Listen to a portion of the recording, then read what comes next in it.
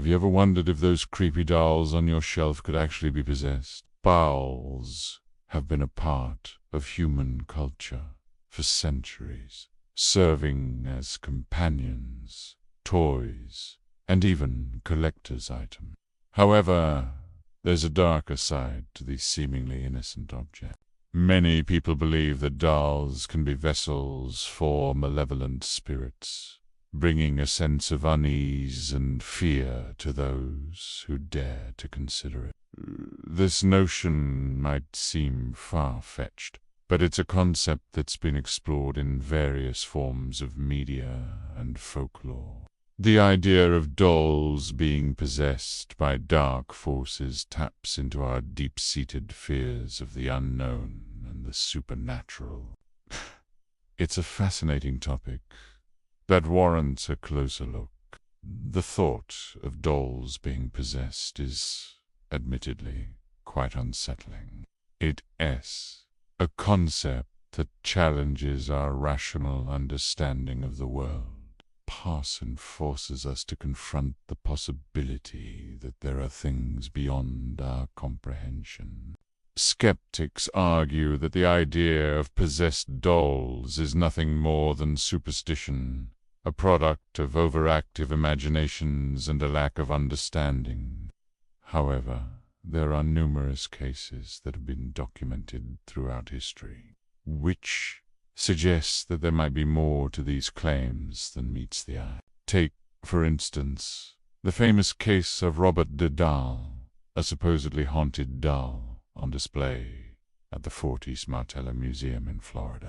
The doll is said to have been involved in a series of unexplained events, including moving on its own and changing facial expression. The story of Robert the Doll has captured the imagination of many, with some attributing its strange behavior to a curse placed upon it. While the explanation behind these events remains unclear, they do contribute to the mystique surrounding possessed dolls. The phenomenon of possessed dolls also raises questions about the psychological factors at play. Why do people find it so easy to attribute human-like qualities to inanimate objects? And what does this say about our relationship with dolls? Dolls have been a part of human culture for so long that it is no surprise they've become ingrained in our folklore and mythology. From the creepy porcelain dolls of European folklore to the more benevolent-looking dolls of Japanese culture, these objects have been imbued with a range of meanings and symbolism. In many cultures, dolls are seen as more than just playthings.